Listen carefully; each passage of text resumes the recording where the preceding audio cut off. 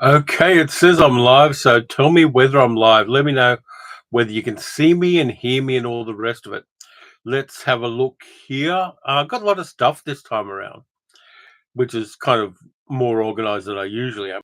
I'm going to be talking about a whole bunch of things, including what weird things I've seen in cinemas. So I've got a list of things and a whole bunch of cinema related stuff. There's a tiny bit of movie news I'm going to do as well. And there's cautionary tale about a YouTube channel that does what I do, but drove their YouTube channel off a cliff. So we've got a whole bunch of stuff like that to talk about. And how is everybody? What's the weather like where you are? We'll start with that little bit of interactive stuff.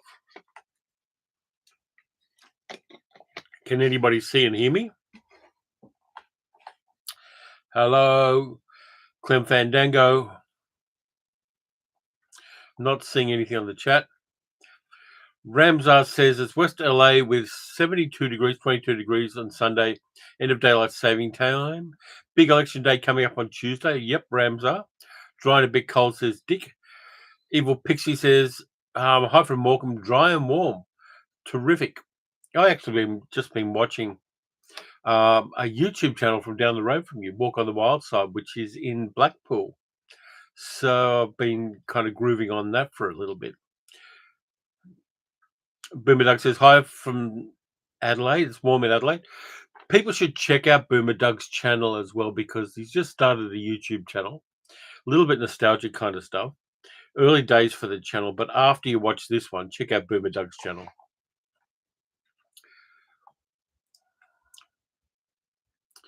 So yeah, lots and lots of stuff to talk about. I'll start out with the movie news because that's pretty. Okay, thanks for that, Chicky. So I am visible and people can hear me, which is good. There's a weird piece of movie news which kind of blew me away. Normally, movie news is one of those things that you take with a grain of salt. It's a weird thing. There's a lot of PR stuff goes into movie news online, but this one kind of blew me away in the wrong kind of way.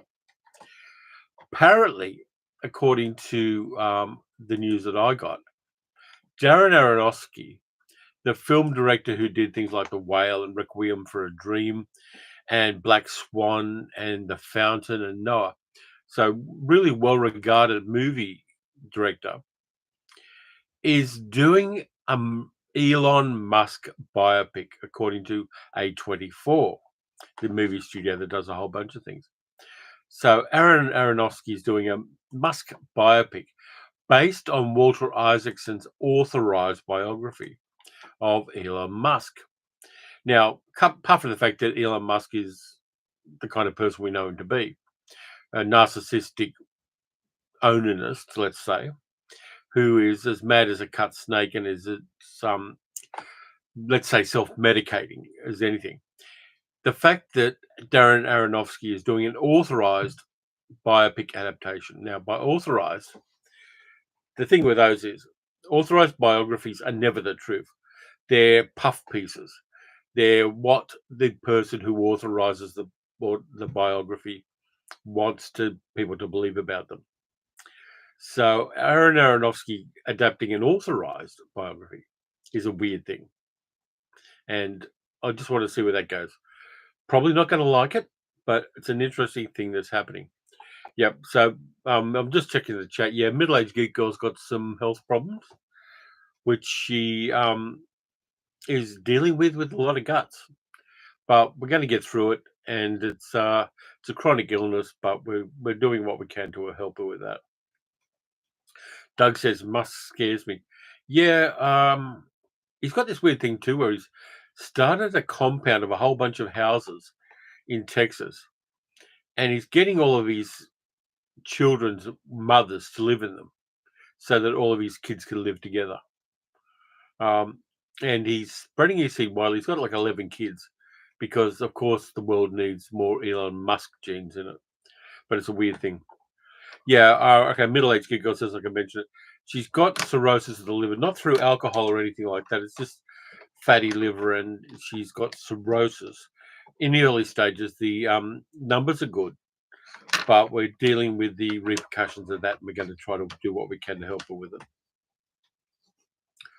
So, yeah, so that's happening in the world. But yeah, so middle-aged good girls had a rough couple of weeks, and any love you can send her is good. We're working on dealing with the issues, and we're going to do what we can with them. Dick says, "There's a little something in the parcel that you sent me that will hopefully bring a smile to you, middle-aged good girl." Thanks a lot for that, Dick. If people want to send parcels, please feel free to. It's not obligatory, but I always like getting them, and they help the channel in the sense of people like seeing people unopen. People like seeing people open parcels on YouTube. It's a lot of fun, and I like watching it as well. Unboxings are a lot of fun. You can get unboxing envy if you're not careful, but for me, I just like seeing cool stuff online. I'll do the other thing I was going to do too, which isn't on the playlist, Middle Aged Good Girl, which is what movies have I been watching lately that aren't going to be featured on the channel.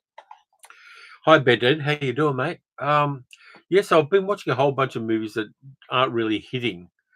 I'm not going to do full video reviews of them, but they're more for entertainment's sake. And this year, I've got this goal of watching a movie a day for the whole year. And it's about 308 or 309 days into the year. Just let me check how long it's been since January 1st. According to howlongago.com, 308 days ago was the start of the year. And according to my letterboxd, I've seen 310 movies. So I'm 2 days ahead. I can take 2 days off if I want to. And so I've watched 310 movies. I've actually watched a couple more, but I watched a couple of them twice because for review purposes, you sometimes want to go over them again. But I've been watching some stuff that's kind of cool, but doesn't really fit in with a lot of the stuff the channel has. Yeah, it's featured. So the first thing I watched is Beach Party. Frankie Avalon, Annette Funicello. It's got Harvey Lembeck playing Eric von Zipper. It's got a whole bunch of girls in bikinis. It's a lot of fun, and of course, it has that cameo by Vincent Price playing Big Daddy in the little bar nightclub place in the movie. I kind of like this kind of stuff. And Beach Party, I want to try to get more of the Beach Party movies. Those AIP, William Asher, Frankie and Annette movies. I really should try to find some more of them because they're fun. They're the kind of Saturday afternoon movies we used to watch on TV. So that's what I've been watching. Yeah, Boomer Doug says I'm a machine, and the original Beach Party was fun. Yeah, it is. It's kind of groovy, and my playlist for the Patreon supporters and YouTube channel members, I put the original song from Beach Party on the playlist this month because I can. So I watched Beach Party and I enjoyed it. I've got it on DVD, which is kind of cool. It hasn't been released here in Australia in any other format. The next thing I watched is Wolves, which is a Netflix movie starring Brad Pitt and who else is it? George Clooney. Sorry, it's early in the morning here. So Wolves with Brad Pitt and George Clooney. And they play a couple of guys who clean up after crime scenes. So if you want to hide a crime scene, kind of like, remember in Pulp Fiction, they had the Harvey Keitel character who comes in and cleans things up. So these two guys do that for a living, and they get involved with Russian mafia and all sorts of other things like that. It's kind of fun. I mean, watching Clooney and Pitt play off each other is a lot of fun. It's set in Queens on one night in the middle of winter, and things go unexpectedly, and the two guys get called in by different parties to clean up the same crime scene, and things definitely go wrong for them. It's light-hearted, it's fun, there's some nice stunt work in it, but it's always good fun to watch people as polished and charismatic as Clooney and Pitt just play off each other, kind of like they did in the Ocean's movies. Yeah, or Victor the Cleaner from Nikita, Evil Pixie, absolutely. It's raining in New Mexico, according to Patrick. That's either good or bad. It either means you're getting a little bit of rain or you're getting a flash flood. So there is that. So I watched Wolves. I kind of recommend it. Again, it's a Netflix movie, so it's disposable and it will vanish from the collective consciousness pretty damn quickly. But I watched that, and it was not a bad thing to enjoy. Let's have a look here. Gonna have a sip of water because I need to. I watched one of the DC animations, Justice League Crisis on Two Earths, which is one of those alternate Earth Justice League animated films that DC does pretty well. I like DC animation movies. Interesting choices in some of the voice acting. I won't go over them, but this one I picked up for $1 at an op shop. A lot of this stuff, particularly DC animated stuff, is starting to appear in op shops here, thrift stores, if you want it in another way. And it's a lot of fun. I enjoyed it, watched it. I've got a few of these now on disc, and they kind of comfort watching. I kind of like picking out who the voice actors are without looking up the credits. Going, yeah, that sounds a bit like James Woods. Yes, it's James Woods. That kind of thing. So there is that. By the way, I didn't mention what the weather is here. It is, he said, looking at his watch, which has the weather on it, 12 degrees centigrade, and it's cloudy. It's going to be about 18 today, but later in the week, we're going to get a lot warmer weather, getting up to 25, 26. We're starting to get well into spring here. Yesterday was quite nice. It was sunny and about 23. Ramsar says Wolves and the Instigators are both on Apple TV. Wolves is enjoyable, but Instigators is all over the place. I'll have to check out the Instigators at some stage. Let me just make a note of that. Okay, who's in that? Matt Damon, Casey Affleck, who is a sexual assaulter. Hong Chow's in it, so that's good. Michael Stuhlbarg. Not bad cast there. Let's see who else is in there. Ron Perlman, Ving Rhames. So you've got all of the usual suspects there. I'll have to check that one out at some stage, just off the bat. Carol says, I wish the DC sub turned up in charity shops here. They can be expensive and there's loads of them. If I get any duplicates, Carol, I'll probably put a package together for you. But yeah, they're hitting here because they do get released on physical media here, or at least they have done. What happens in the future here in Australia is a bit up in the air. But that did happen a fair bit here because they do sell. Let's see, what else did I watch? I did watch Venom: The Last Dance, but I'm doing a review of that. On the way home from seeing Venom: The Last Dance, I put the camera on the dashboard and I put the mic on, and I reviewed it while I was driving home for about 12 or 13 minutes. I'm going to put that one up for the channel members and the Patreon people, and then 2 weeks from now, it's going to be out for everybody on the channel. Hi, Sammy. How you doing? But yeah, so I've reviewed Venom: The Last Dance. Thing that pisses me off, I'm going to do the tiniest of tiny spoilers on this. There is a dance sequence in Venom: The Last Dance, the third of the Venom movies starring Tom Hardy as Eddie Brock, the guy who gets the alien parasite. They do a dance sequence in Las Vegas. They pick Dancing Queen for the song to do the dance sequence to. I don't know what they were thinking, to be honest with you, because The Last Dance is in the title of the movie. Why didn't they use Donna Summer's The Last Dance from Thank God It's Friday? That's the one I would have gone for if it had been me. That song should have been the song for the dance in that movie. By the way, Thank God It's Friday is the only good disco movie. Jeff Goldblum playing a sleazy club manager just hits on every kind of angle. And I'm glad I got a copy of it on Blu-ray now. It's one of those vulgar pleasure movies, of which I have many.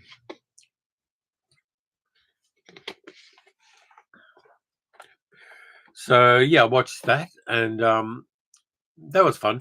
I went to the cinemas at Sunshine, and before I went to the cinemas, I'll do a bit of a spoiler on my video. I actually walked around Sunshine. It's a suburb here in Melbourne that I hadn't walked around much, and there's an enormous Vietnamese population in Sunshine. So I did a walk around the streets and tons of Vietnamese supermarkets and shops and all good things like that. Found the best meat pie. I went into a bakery to get a meat pie, but they didn't have any. But they did have these kind of circles of puff pastry with chicken and pork mince and the herbs and spices and things in it. Fantastic. Beautiful snack, just enough to see me through. Only cost $5. But anytime I go to a Vietnamese bakery now, I'm going to try something I haven't tried before because this one was fantastic. And I got in a few steps and I got in a bit of cardio, which I need to do. But it was a really groovy day just watching the movie and also going for a walk through Sunshine.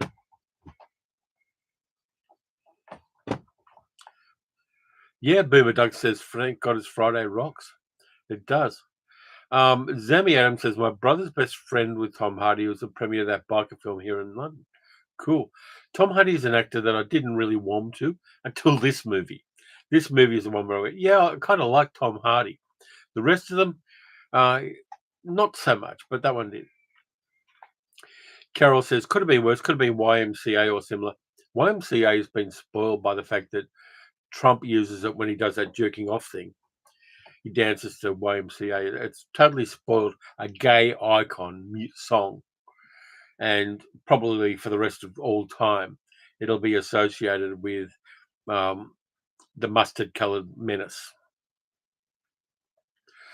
Boomer Duck says, love your driving videos. They have an ASMR vibe, very relaxing. Yeah, they're relaxing for me too, but I probably shouldn't relax as much as you do, Doug, while I'm doing them. And I've got a couple of plans for some other ones. I want to drive up Mount Macedon and do a kind of hill drive while I'm doing one of those videos. So I'm making a little list of drive video things I want to do and enjoying them. They're a meditation for me almost doing them. And I just set up the camera spur of the moment to do the one for Venom. So I'm going to release that to the Patreon supporters and channel members probably in the next couple of days. And then I'm going to release it 2 weeks later to the main channel. Yeah, you can see Trump dancing to YMCA doing that jerking off 2 camels gesture in things. By the way, any of my friends in America, got my fingers crossed for you. Dictatorships aren't fun, and you guys don't need one. There's so many things that everybody with a brain in America knows need to be fixed, and they're not going to be fixed if Tuesday tilts in a negative way. That's all I'm going to say on that subject. Zammy says, I'm going to revisit Long Weekend 1978 tonight, my favourite film from Oz. Yeah, Long Weekend's great. I mean, that nature going wild always hits. And John Hargreaves and Bryony Bennett are very good in the movie as well. We lost John Hargreaves way too early. A fantastic actor, very grounded, incredibly skilled, but we lost him way too early. Dick says, well, we're taking a look at the driving vid. Both me and Carol enjoy them. Yeah, well, thank you. It's a side hustle for the channel in a sense. I'm adding them as extra videos. I do 3 videos a week, but the driving videos are always added in as extra videos because, to be honest, at the moment, they're not getting as many views as the other videos. Very loyal fan base, but not as many views. So I add them as an additional one so that they don't dip the channel down. Because if you start getting too many not hitting videos, YouTube starts not giving the video to people and suggesting it to people. So I've kind of got to play those off. And there's always a strategic thing like, when will I put this video up to make it hit best? It's a thing which I'm not going to go into because I'm disorganized by nature, and this requires organization. So it works against my instincts. Middle-aged geek girl is crazily more organized than I am. You can have a look at the chaos behind me to know how disorganized I am. But yeah, the driving videos will continue, but I've just got to work out where I'm driving before I do it. So next thing I watched, I've talked about all them. I did a little binge to kind of catch up on my one video a day thing. And so the last few days I've been watching a lot of videos to get the numbers up. I watched Noah, which by coincidence is an Aaron Aronofsky movie about Noah and about the kind of biblical thing. Weird movie. It stars Russell Crowe and Jennifer Connelly's in it and Ray Winston. But what it does is it makes Noah kind of grounded in a way because Noah watches the whole world die and he's a mad bastard. And they film it as a mad bastard. It's kind of like a fantasy film in a lot of ways. It's got some really weird things in it, but it's kind of entertaining as well. I don't buy into theology in any way, as a lot of you know. So having a fantasy film treating the Christian origin myths as the myths they are kind of worked for me. Zami says, can I suggest any weird, offbeat, crazy Australian films you might not have seen? I'll tell you my best Australian film, Newsfront, 1978. Bill Hunter, John Hewitt. Fantastic movie about newsreel cameramen in the 1940s and 1950s. That's a high recommend for me. I mean, you can always go with The Return of Captain Invincible, which is a great film, filmed here in Australia, with an Australian director. You know, it's got Alan Arkin, it's got Christopher Lee. A lot of fun. There's that one. The Adventures of Barry McKenzie, and Barry McKenzie holds his own, which is kind of fun. If you want to look at saucy movies, Alvin Purple is probably one of the ones to go with on the classic side of things. Just so many of them. Summerfield, yeah, Summerfield's pretty good, Ben Ed. Haven't seen it for a long time, but it's a slow burn Summerfield. You've kind of got to be in the mood for a slow burn for that one to hit. But yeah, there's a number of them, and even things like not the F.J. Holden. The F.J. Holden's a much more serious film, but Midnight Spares and things like that. Turkey Shoot, of course, is great. Brian Trenchard Smith's Turkey Shoot. There's a lot of them. What I'd suggest you do for that one is, Zoe, is watch Not Quite Hollywood, the Australian Ozploitation documentary, and just sit down and watch that with a pen and paper in your hand. And you got to find a lot of these films. Dealey says, hi, Terry and Middle-Aged Geek Girl. Hope things are all well. I've been film festivaling lately, and one excellent new Australian film is Memoir of a Snail, Adam Elliott's latest animation. I hear good things about Memoir of a Snail. There's another Australian film coming out, a horror film, which hi, FG. Yeah, there's a movie coming out that I want to see this week. I might slip down to the Sun if I can work out my dates and see a thing called The Mugai, which is an Australian modern time horror movie with Indigenous mythology in it, and it's made by Indigenous filmmakers. So I want to see that, and I'll review that for the channel. So I might slip down to the Sun in Yarraville and see that one because I know it is definitely showing, and it doesn't show up in all cinemas. So I want to see that before it slips out of the cinemas. So definitely there. I'm sure it's going to get a physical media release at some stage. But any Australian horror movie that comes out in the cinemas, I'm going to give a go. Carol says, I love the sound of the Emu War. I think that's what it's called. You mentioned. Yeah, the Emu War is really mad. It's kind of low budget, silly. It's got prosthetic dick in it. And it's totally crazy in that it's like an Australian trauma movie. The Emu War is a lot of fun. Boomer Doug says, I enjoyed Starstruck, an Australian film that seems largely forgotten. Yeah, Starstruck was a musical. Who directed Starstruck? Let me just have a look here. I'll find out.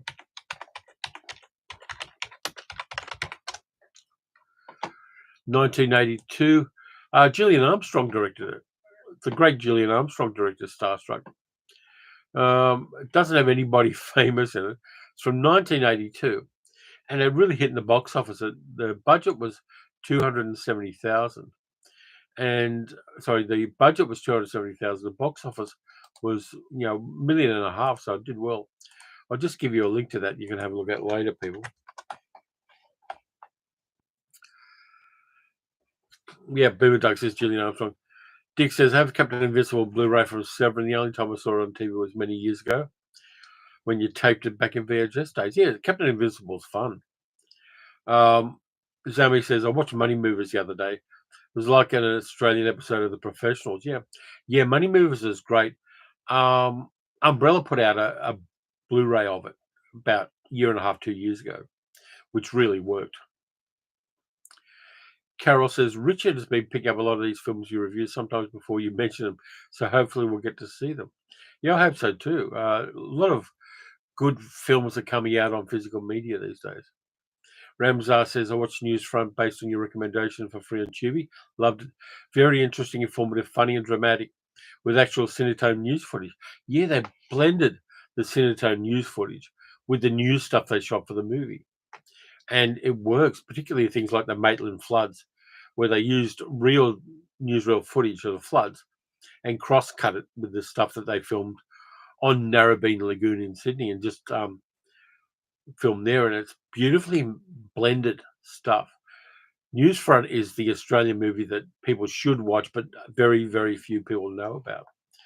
And a lot of it, the main character of Len talks to the better aspects of Australian culture and Australian masculinity. It's a very positive masculinity gets displayed in Newsfront for a film from 1978, and I love it. Boomer Doug says, love Scobie Malone, Jack Thompson. Yeah, Scobie Malone's really a weird movie because you don't know whether it's a serious detective movie with Jack Thompson playing Scobie Malone, the main character, or whether it's meant to be a kind of sex comedy because there's a lot of nudity and titillation cross-cut with a serious investigation into a woman who's been killed and her body's been dumped in the basement of the Opera House. Really interesting and weird tonal shifts in that movie. I've got a copy of it on DVD. I think Umbrella again put it out way back in the day. Time to hit the second water bottle.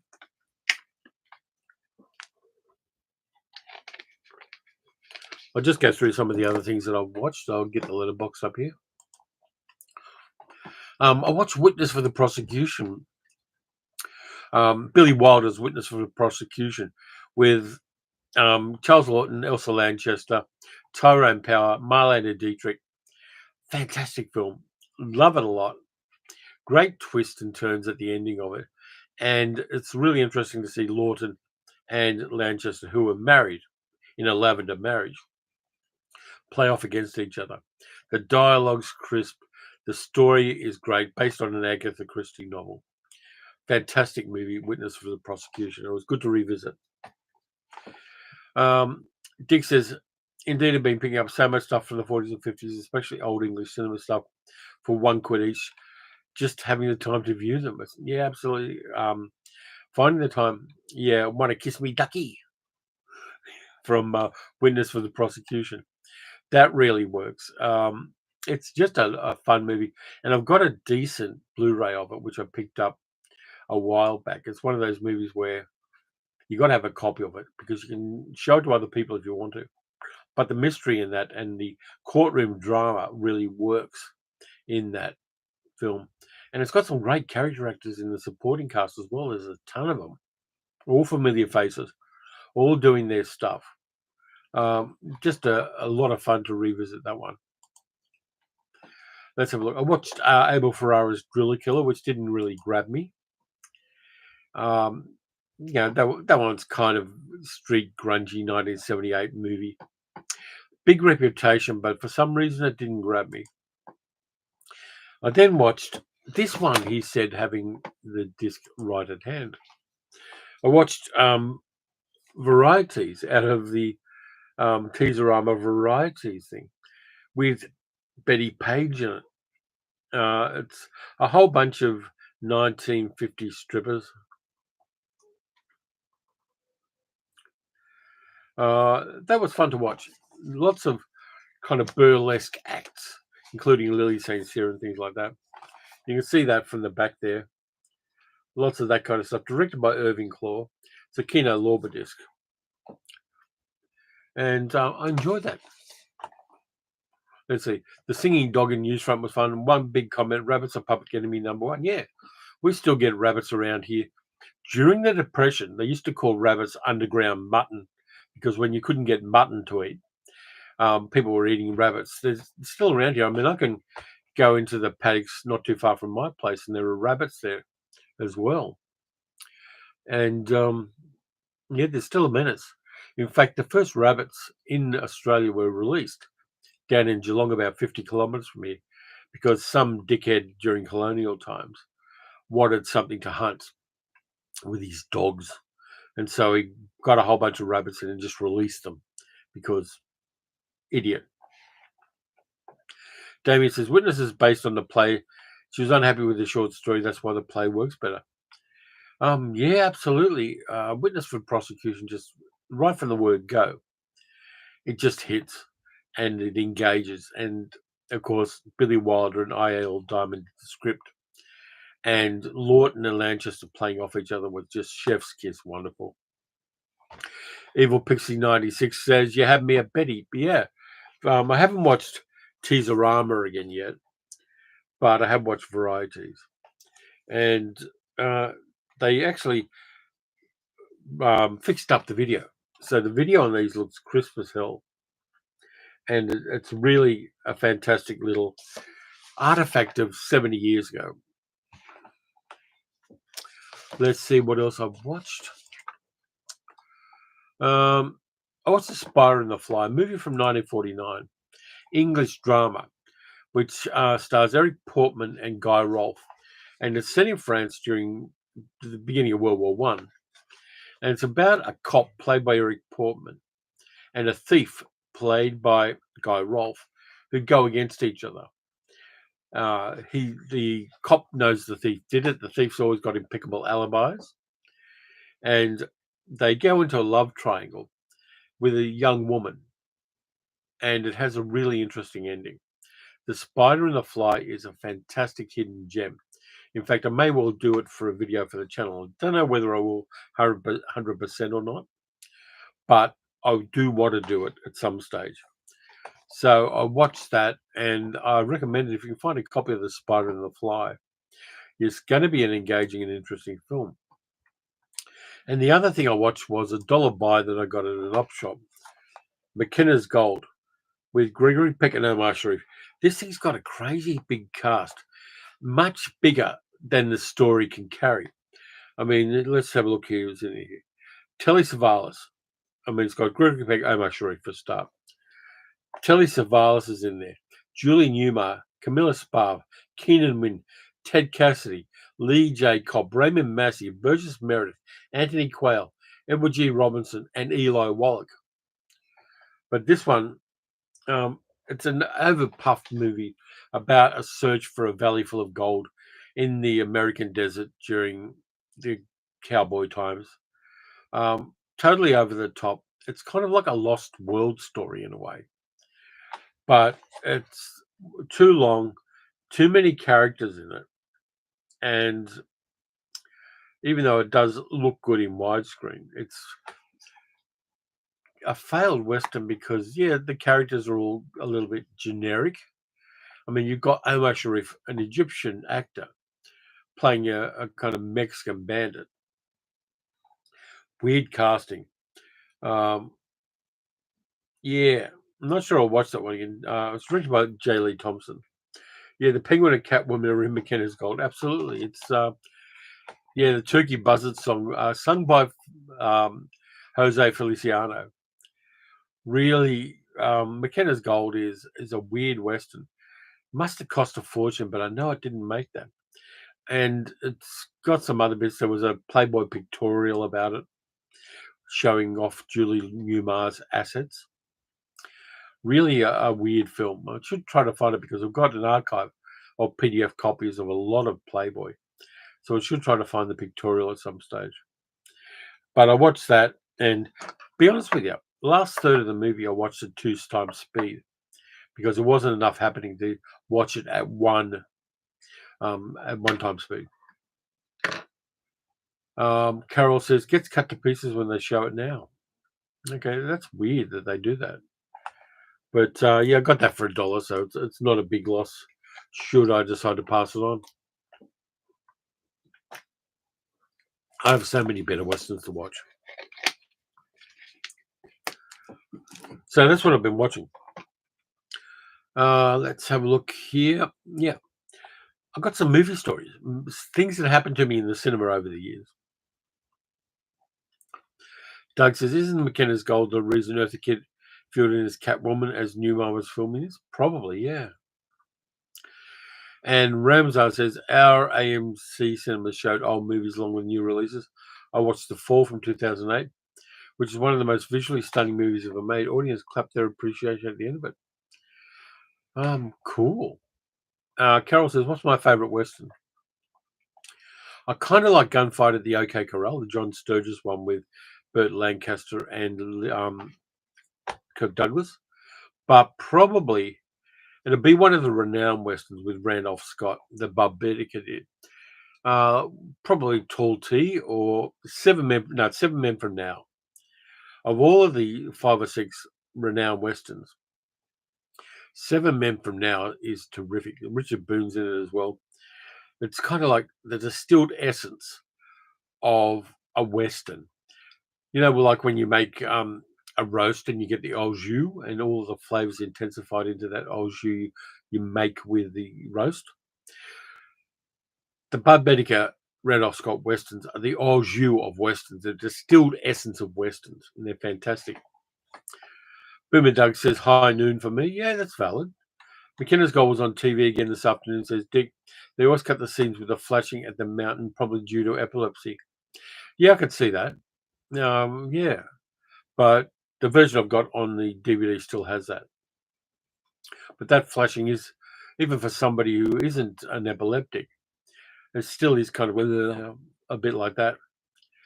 Patrick Seymour says Winchester 73 is one of my favorites. Yeah, that's valid too.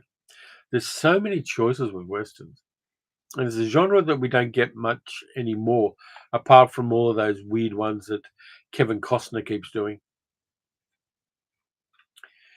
But yeah, the Bud Baedeker ones work because they're character-based westerns.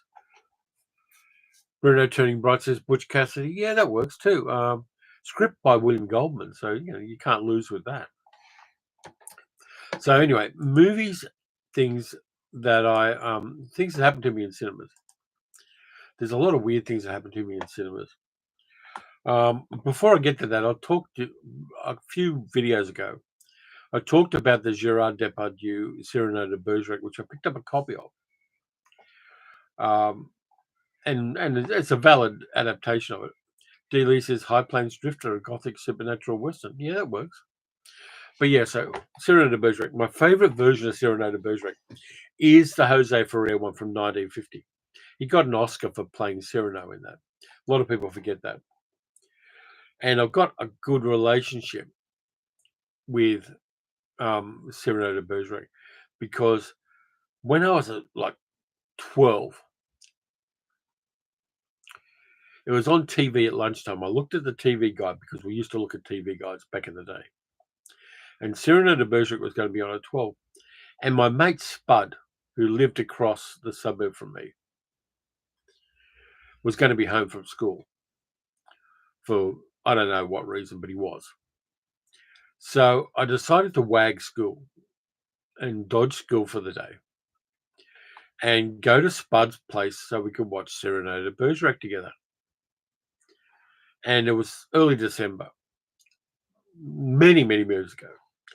So I snuck out, I pretended I was walking to school, and then cut around the back streets and across the hill and down to Spud's place. And we spent the day watching Cyrano de Bergerac and eating sandwiches.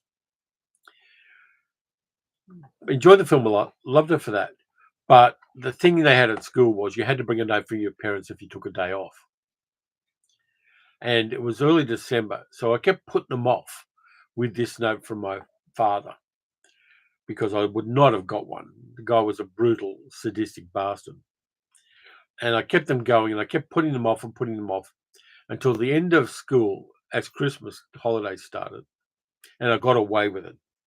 It's the only time I ever skipped school in my entire life was to watch Cyrano de Bergerac in the cinema.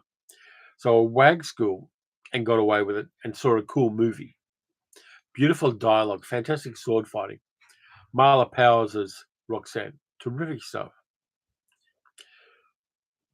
So that's the Cyrano de Bergerac story.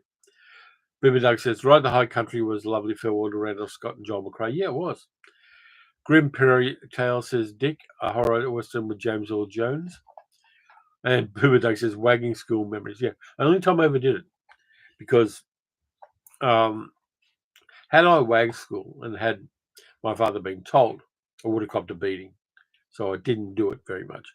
But for a good movie, I was willing to risk it for the biscuit. So that's the first movie story I've got for you.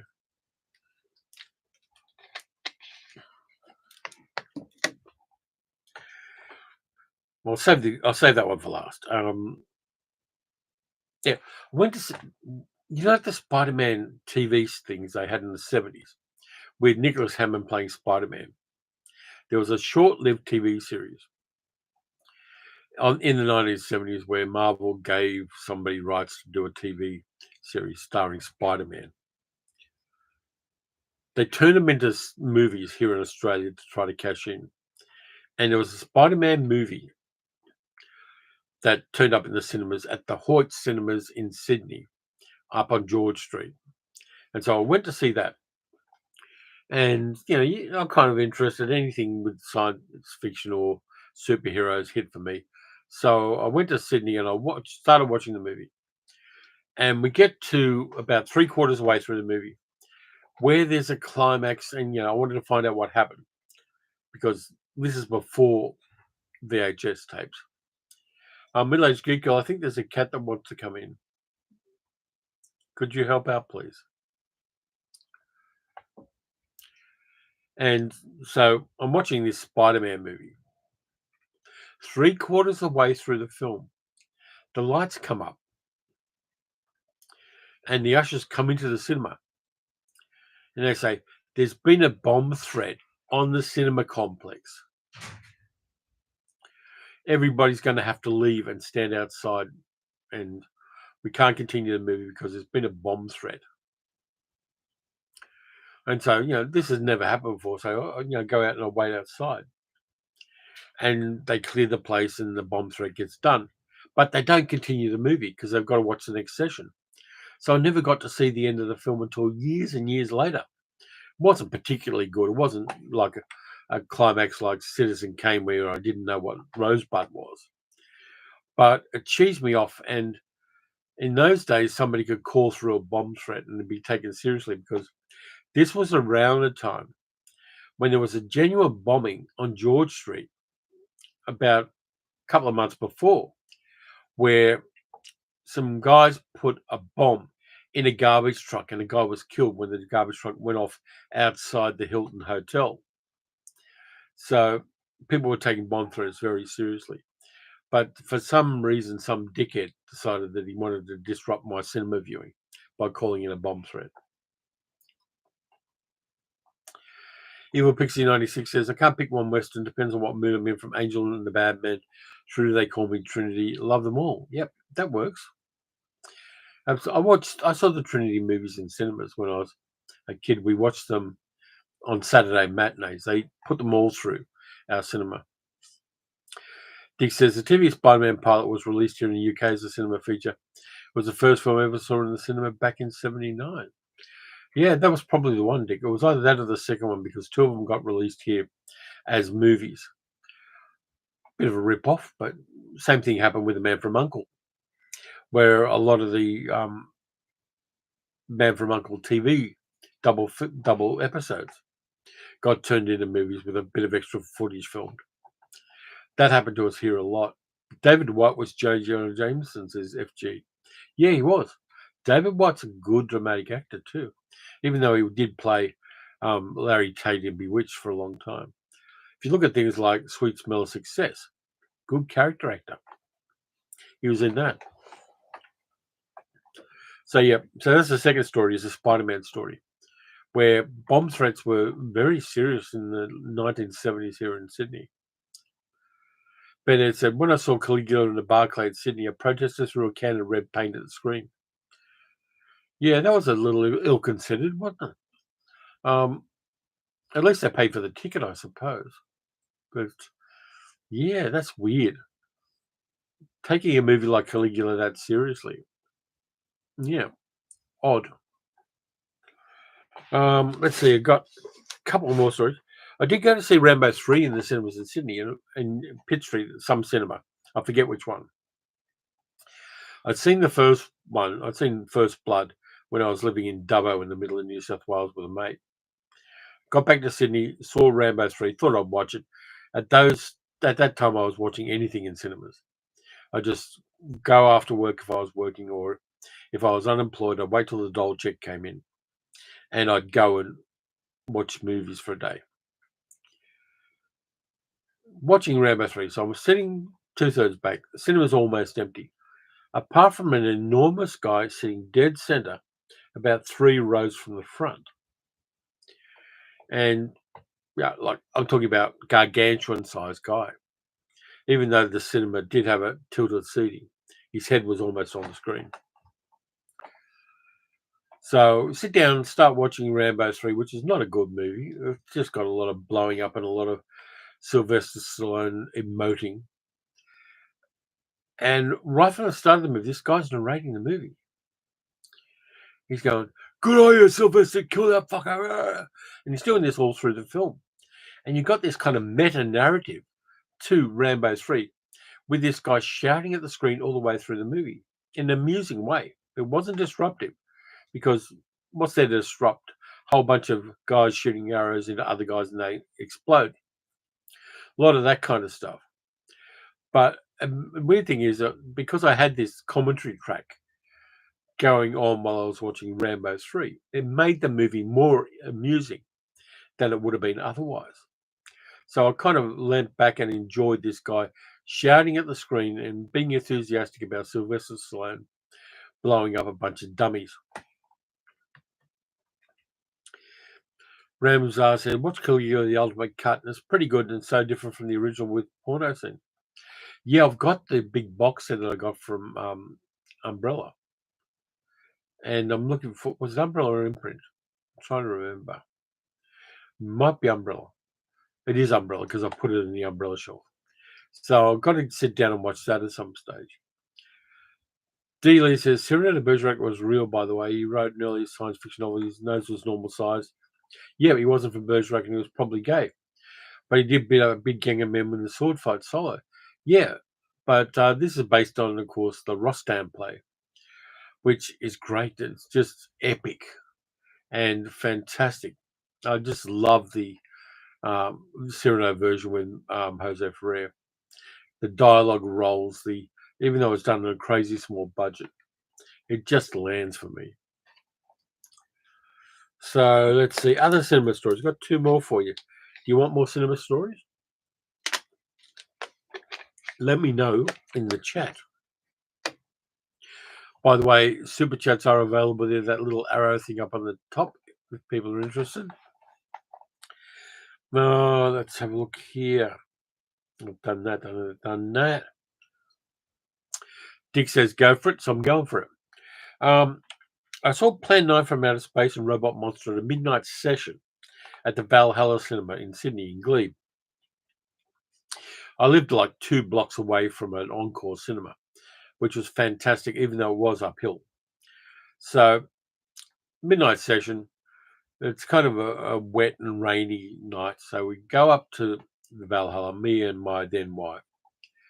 We go up to the Valhalla, and the cinema's almost packed because people wanted to see these things. They were hard to find on video. It was early VHS days. But finding things like Robot Monster and Plan 9 from Outer Space was a non-trivial task.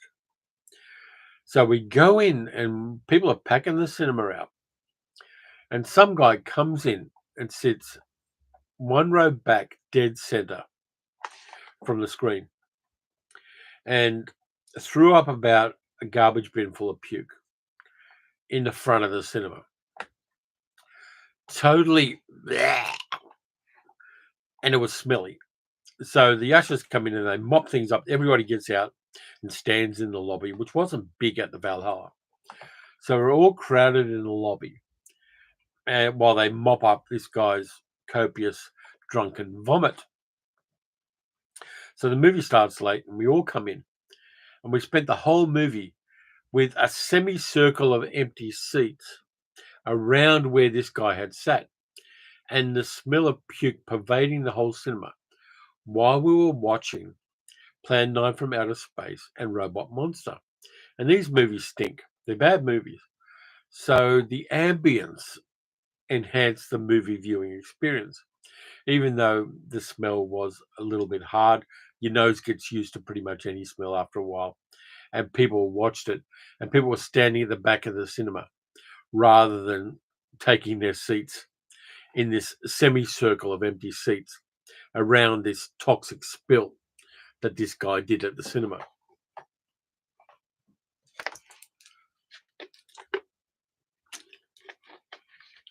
So that's the Plan 9 from Outer Space Robot Monster story.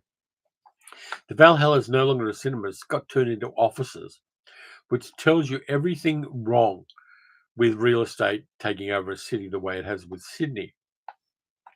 My hometown got ruined by real estate agents selling off to rich people all of the interesting places like Glebe and Newtown and Woolloomooloo. All the really groovy places in inner city Sydney got sold off to real estate agents. Roger says, like me, I came late to film and sat down, smelled a bit iffy right when I've been sitting. I've been sitting in dried vomit, nearly puked myself. Oh, I would ask for free tickets for life if that happened to me. Really bad. Sorry that happened to you, Roger. That sucks. In the worst possible way. Ooh. And the fact that it was dried. Yeah.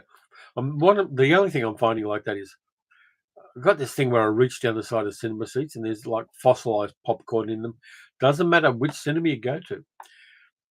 Though the sun in Yarraville tends to be better at this.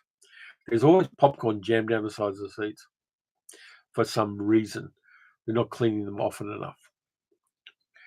Let's have a look. I saved the best movie story for last. And this one is kind of weird. There used to be a small cinema down the bottom of Pitt Street in Sydney called the Mandarin, where it was basically a converted shop front, which it had been a cinema, but it was tiny. It was like shop sized rather than cinema sized. Maybe 50 or 60 seats could fit in there. They had a proscenium arch and a sloping kind of ramp thing down to the seats. It got taken over by a bunch of people who wanted to show cult films for a while. Had so many owners, there was a constant churn through the Mandarin. It got a whole bunch of different name changes before it finally closed down. So, Giant Spider Invasion, really bad 1970s giant spider movie, where in parts of the movie the giant spider is played by a Volkswagen covered in hair and legs. Carol says, okay, you've really put me off going to the cinema now. Yeah. Sorry about this. Yeah, so I decided I'm going to go see Giant Spider Invasion. There's like 15, 20 people in the cinema. It was a daytime session. And a whole bunch of young people were running the cinema. So we sit down and we start watching Giant Spider Invasion, which is a bad movie. But the people who ran the cinema then decided they were going to enhance the experience. So the curtains on the right-hand side, there was a back staircase going to the curtains. And these people had decided they would get a guy to dress up in a spider costume and crawl down this sloping thing below the screen to give us a real spider coming out during this Giant Spider Invasion movie. Cool idea. great in concept. So the movie starts, we're watching the movie, and it's not that great. It's got little spiders and character actors like Alan Hale's in there, and just a bunch of kind of B movie and TV actors in it. And it's going okay. It's no better than it needs to be.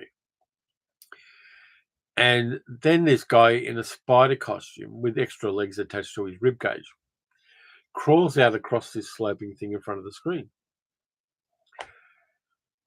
Unknown to anybody, one of the guys sitting towards the front of the cinema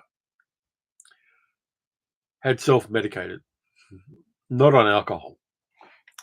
So this guy screams and yells and runs up to the front of the cinema and starts beating the shit out of this guy in a spider costume because he thinks it's a real spider that's come out of the screen. So he starts pummeling this poor bastard in the spider costume and beating the shit out of him. And, like really going full time. And the ushers and the people running the projector start running out and pulling this guy off the other guy, and he's screaming about this spider that came out of the screen. And they kept the movie going, which is a bravura thing to do. But they calmed down this guy and got him out of the cinema. And the poor bastard in the spider costume just kind of lurched away. Unfortunately, part of the costume may have padded him a bit. But it's the best science fiction movie I ever saw on the screen because it had this really weird real life drama happening because this guy freaked out about the spider. That's just a lot of fun at the time, and I was kind of going, "What just happened?" Doesn't happen much anymore, but that was a fun thing in a horrible way. Carol says, "Was thinking of seeing the Transformer One that's out. Richard's not interested, so it's just me going if I do." Yeah, animated Transformers movies. I didn't like the Transformers movies. It always made you feel like you were a bug on the front of a car bumper bar when that car has a head-on collision with another car. Dick says, the worst thing that ever happened to me in cinema-wise was being taken to the cinema for a treat only to find it was Andy directed by John Huston. Yeah, I can see that. Not a good film at all. Really weird musical as well because, they take a 1930s cartoon and make it into a musical in the 1970s, expecting it to hit big with audiences. I suppose it did to an extent. But, yeah, not a great movie at all and not John Huston's best. John Huston made a better movie after that, which was right at the end of his life, he made an adaptation of James Joyce's The Dead, which had Angelica Houston in it.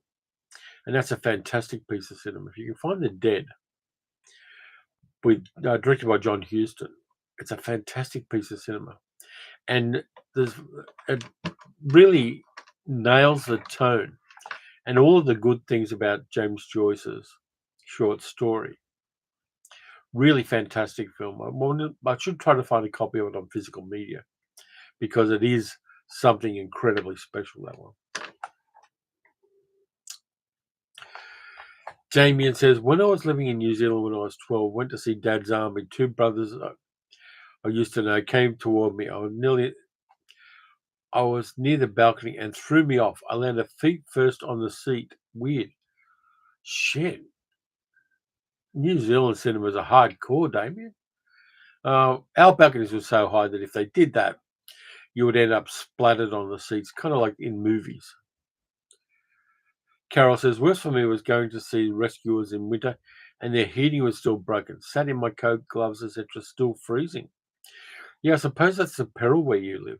I mean, I've been in cinemas that were really hot and roasting because in our days, in the cinemas we had when I was a kid, had no air conditioning at all. It was either, they did have heating, but they didn't have any cooling ever. So they turned into hot boxes during the summertime. Ramsar says Transformers 1 is a wonderful animated movie. Unlike the mediocre Michael Bay live action movies, you can follow the action. Well, that'd be an advantage. I mean, I would have thought it'd be on the box, but I may well see it when it comes out to streaming, but it's not one that's engaging me at all. These days, I'll go and see some tentpole movies, some big films like Transformers 1. And the cinemas at Sunshine have an enormous standing display advertising that one, which is like 2.5 meters tall and about 3 meters wide. But I'm not sure it's having much impact here. I think they should have probably released it here in Australia in the Christmas holidays, and so it had hit for a larger audience of kids. But yeah, Roger says another silly cinema story. We went to see Aliens in Leicester Square in London. When we came out, a guy comes from upstairs, stark bulk naked, with two cops. One cop asked me if it was good. What was the guy doing? And why? Was it Sigourney Weaver in her underwear that gave him a moment of magic? That's weird. I haven't seen any naked people in cinemas, which is probably for the best. But yeah, I can understand why the cops were there. But naked. Patrick Simmons says Skipper from Gilligan's Island was in Giant Spider Invasion. Alan Hale Jr. Yeah, it was. And also, just so many other people like Leslie Parrish, who was in Little Abner's in that as well. Carol says, cool, the animation appeals to the kid in me. Well, I like the first Michael Bay film, probably due to the nods to the animated series. They rapidly went downhill after that. Yeah, they did. And they took themselves so seriously as well as the series progressed. I mean, yeah, toy-based movies are very much hit and miss. They can work if the scripts are good enough, but if they're not, they don't hit at all. But yeah, weird thing. And I think they're milking that cash cow a little too much. The animated movie, fair enough, make the animated movie. But Hasbro giving the rights to a studio, and the studio made a hell of a lot of money out of it. But like the Avatar films, it has no cultural impact at all.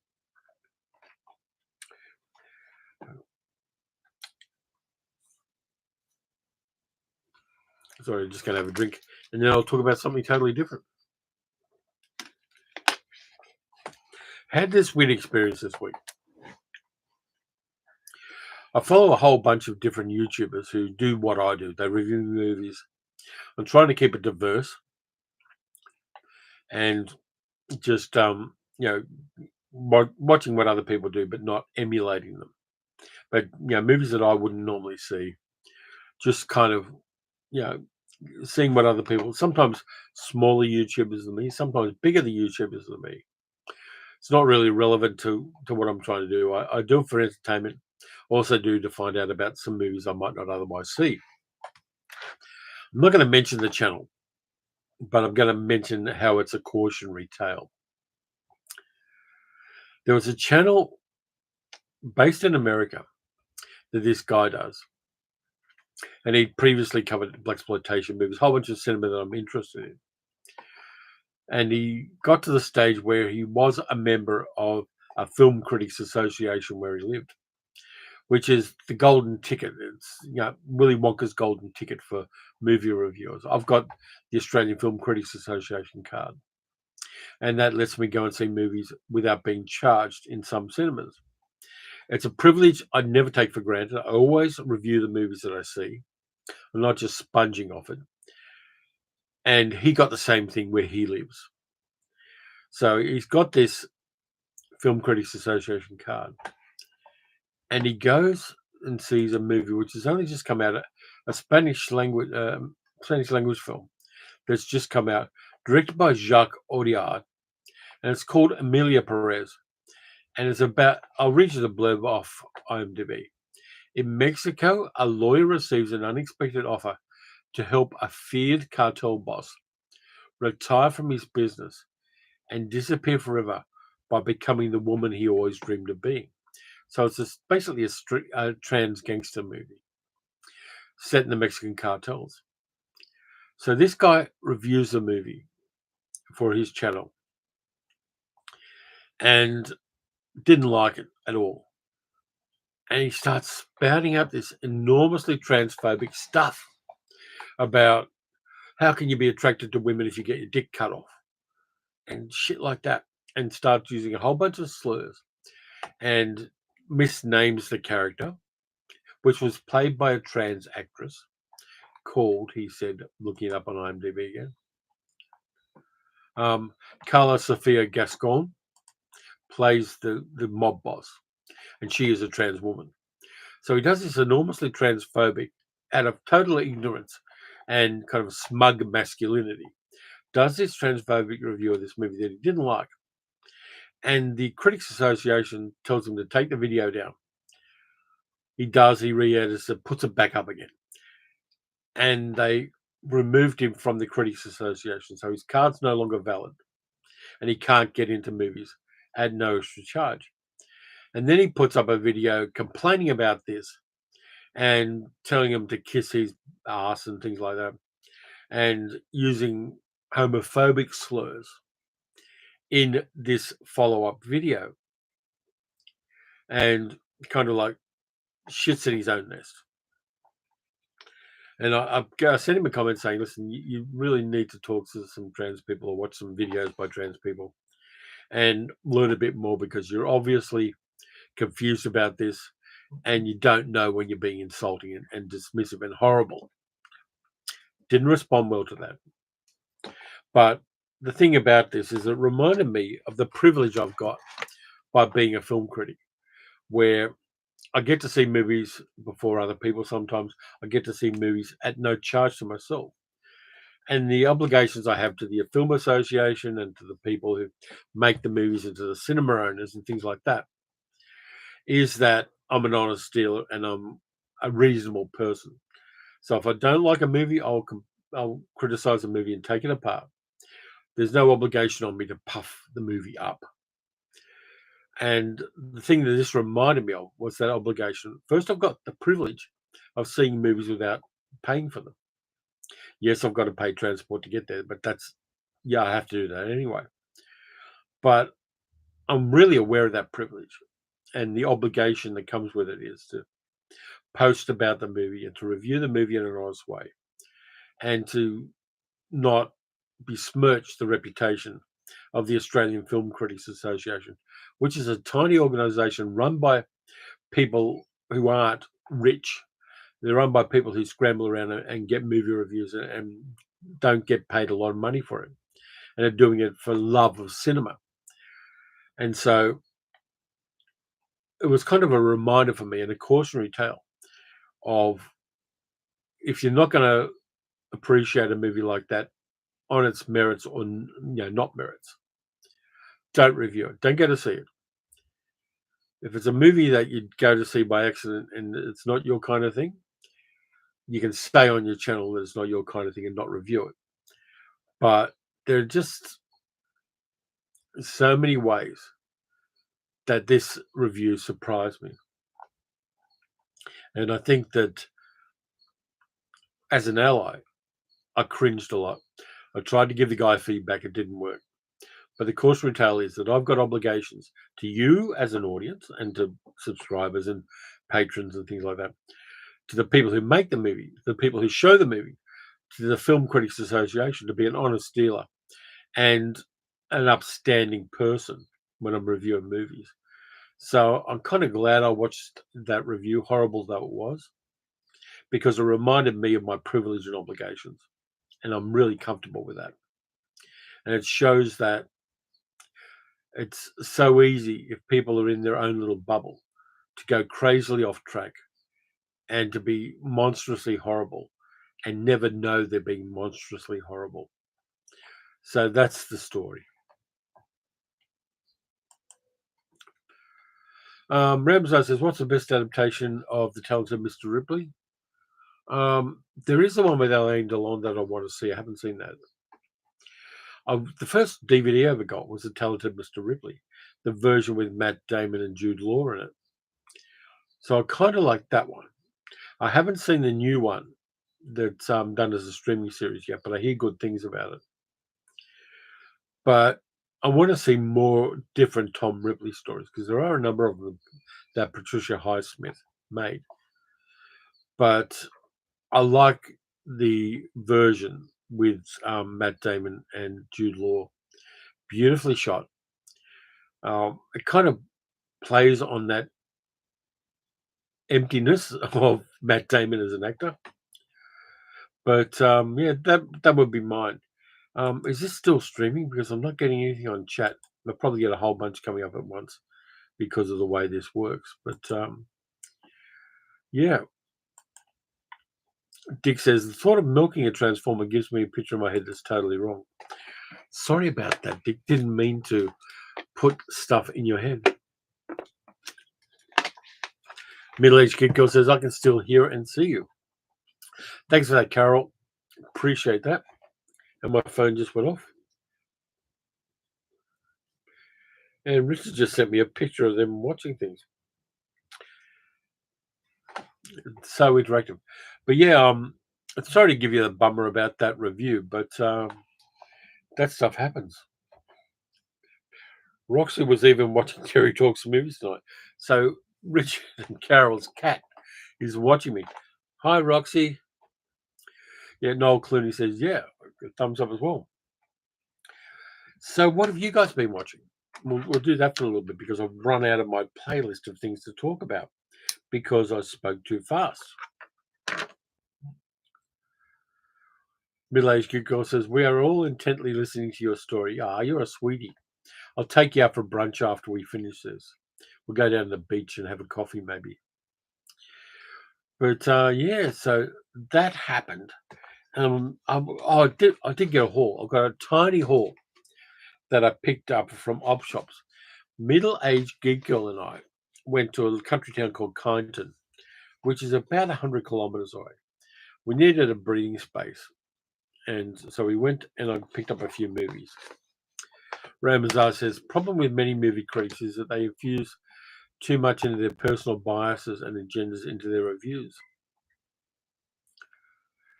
Yeah, they do, and that's the thing is putting aside your biases. I mean, when I go to see a movie, particularly if I'm reviewing it, I try to be as open as I can to it, and drop my shields to use a Star Trek metaphor, and just let the movie happen to me.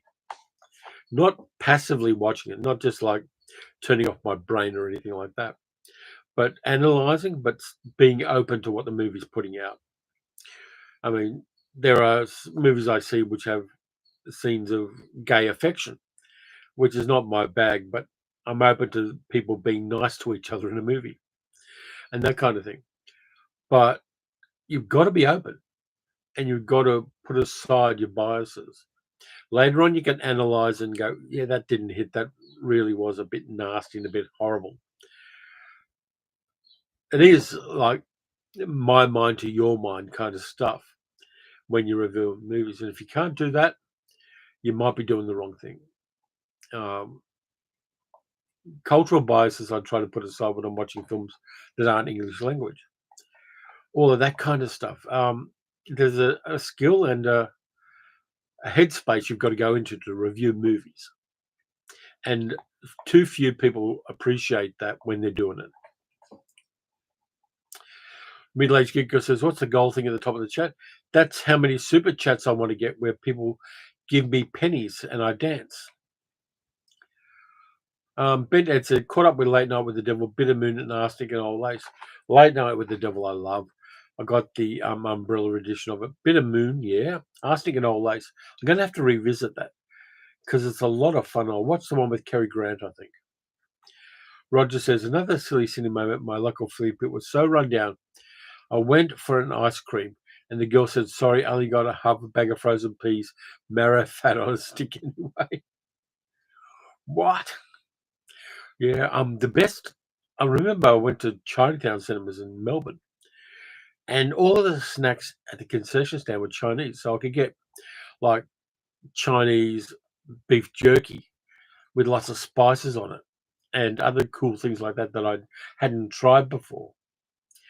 And if I go to our local cinema when it was open, the one not too far from here, they always had Indian snacks, and you could get samosas to take into the cinema with you. Love that stuff.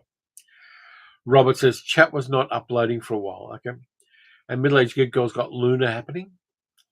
Dealey says, is The Talented Mr. Ripley one of those books like The Great Gatsby and Pride and Prejudice that doesn't need any more adaptations? I don't think it does. I think there are good adaptations. I haven't seen a bad adaptation of it, but all the adaptations that I've seen have given different interpretations of Tom Ripley, but have been true to the original material. Carol says, I had Gosford Park on while working the other day, and that was on. Yeah, Gosford Park, I don't mind. I mean, it's got so many great actors in it, too. Evil Pixie 96 says, on your recommendation, two of your yokai monsters, and went to the pictures to see The Heretic. Apart from them, watched all four Hellboy movies and Quatermass in the Pit. Nice. Good choice. Yokai monsters are always fun.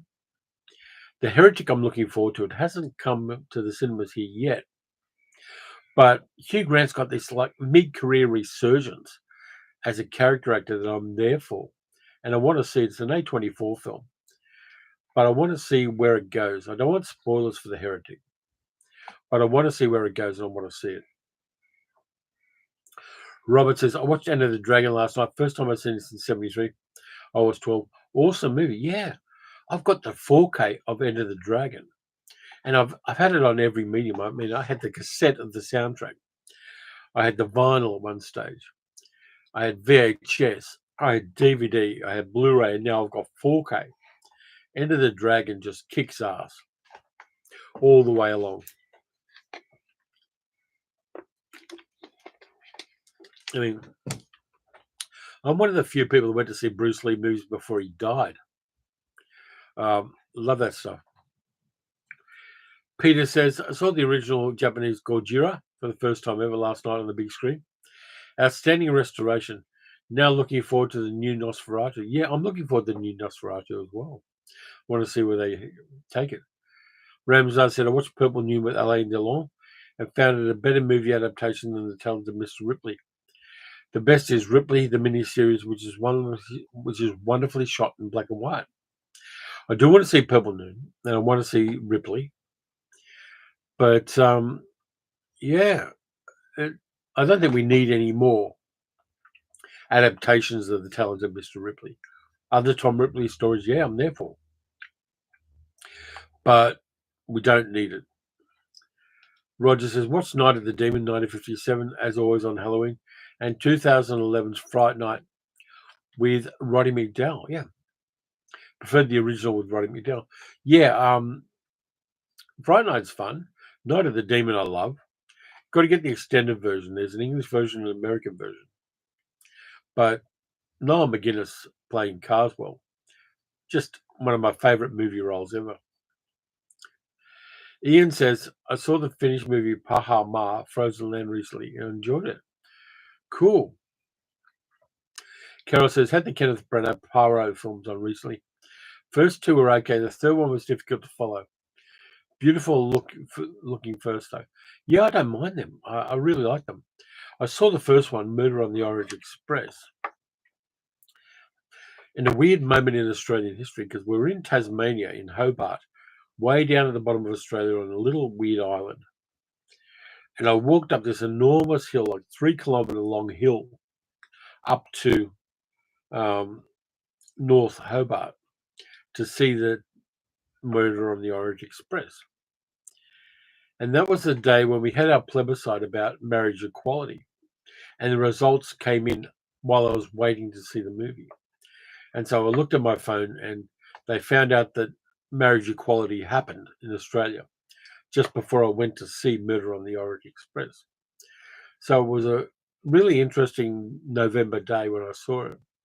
And it's memorable because it's a moment in history. Plus, I was somewhere strange and exotic for me to see Murder on the Orient Express. D. Lee says, Roddy McDowall was also good in Legend of Hell House, which came out the same year as The Exorcist and probably got overlooked as a result. I like the Legend of Hell House. It's got that creepy vibe about it that actually works. My favourite Roddy McDowall movie is Lord Love a Duck, the George Axelrod movie, where he plays a weird guy in a high school with Tuesday Weld. And he's way too old to play a high schooler. But Lord Love a Duck is a crazy comedy, which is manic and mad, and just see it.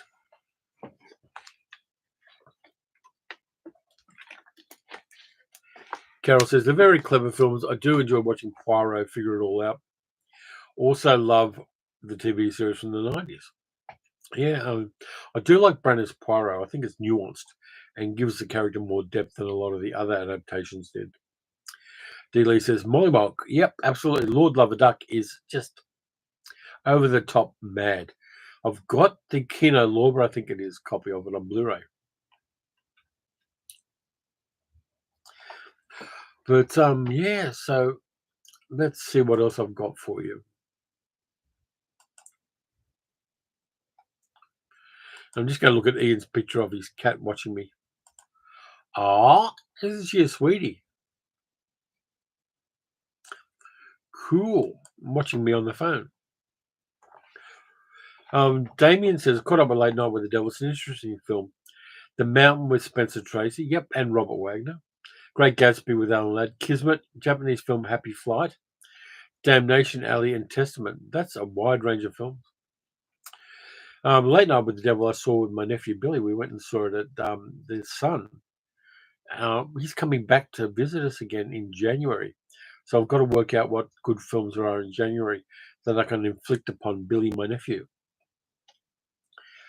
Ramsar says, watched 11 movies in the cinema October 2024, which is the most in a month since December 2019, just before the pandemic. Saw The Substance, The Wild Robot, and Anora. I hear good things about Anora. Wild Robot I might wait for streaming, but The Substance I liked. It's one of my best films of the year. And I really should start making a best of 2024 list for the channel, which means, you know, writing things down on lists and things like that, but I'll punch through that. But yeah, The Substance, a lot of people didn't like the ending. I've seen a few people reviewing it just on Facebook, not official reviews. And you go, oh, that ending. Yeah, the ending worked for me. I'm a trauma boy. I will watch that kind of an ending and appreciate it. Roger says, The Awakening was an okay story idea lifted from the Sixth Sense. Spoiler is she dead at the end. Okay, I'm not sure. I have the Awakening. I'm going to have to check that one out. Let me just do a Google on that.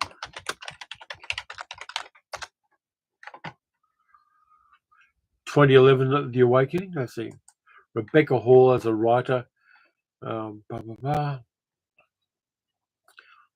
Okay, I'll keep that tab open and just see whether I want to watch it or not. D. Lee says, Lord Love a Duck is a bit Faustian. Another odd film along the line is Hammersmith is Out by Peter Ustinov starring Burton and Taylor. Yeah, Burton and Taylor was an interesting phenomenon because their relationship was like the media blitz news of the 1960s. And the weird thing is that if you watch Burton and Taylor movies, even though they obviously had a hot passion for each other and married twice, there's not a lot of riz between them on the screen.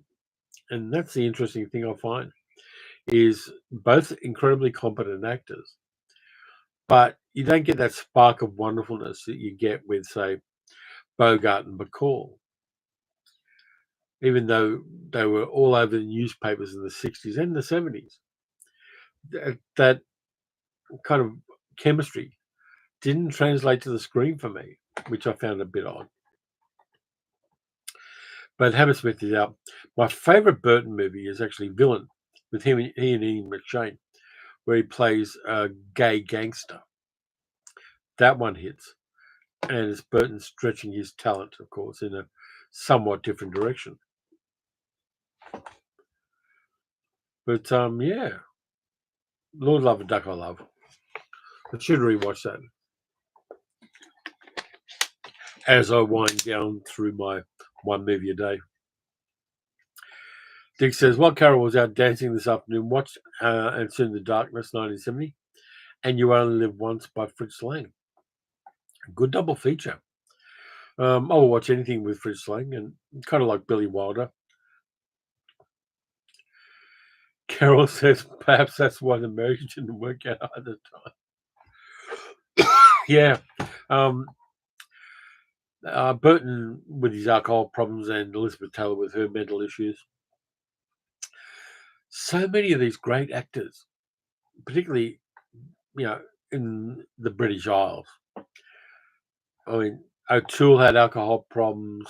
Ollie Reed had alcohol problems. Burton had alcohol problems. Um, Richard Harris had alcohol problems.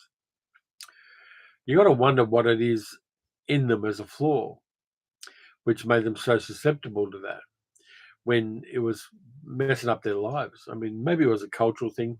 There was that boozing culture. Yeah, Carol says fame ruins people. It's a weird thing. I mean, I haven't been drunk in, I don't know, 10 or 12 years, and I never got that drunk when I got drunk. Um, Totally in my life, I might have been drunk 7 or 8 times max.